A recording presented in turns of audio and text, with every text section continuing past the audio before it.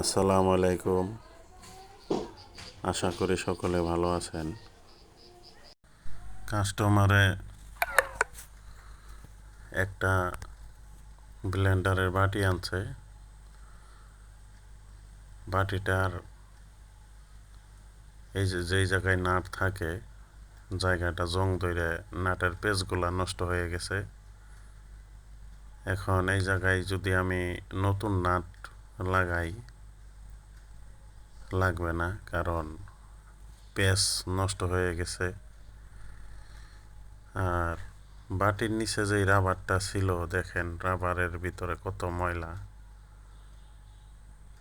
হয়তো ব্লেন্ডারের কাজ শেষ করে পরিষ্কার করে রাখে নাই, ওইভাবেই রাখছিল। এজন্য নাটের পেঁচের যে জায়গাটা আছে এটা জং ধরে একবারে নষ্ট হয়ে গেছে।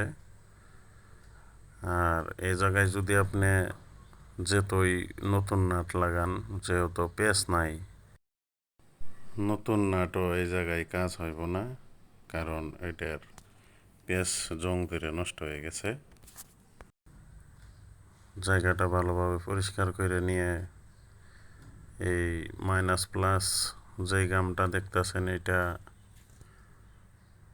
নাটের মতোই শক্ত হয়ে লাগে।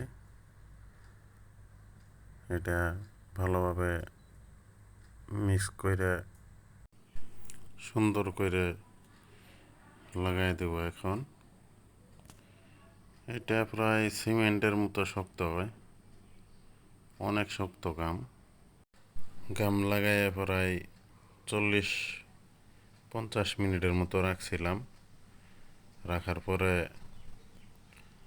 দেখেন গাম অনেক শক্ত হয়ে গেছে।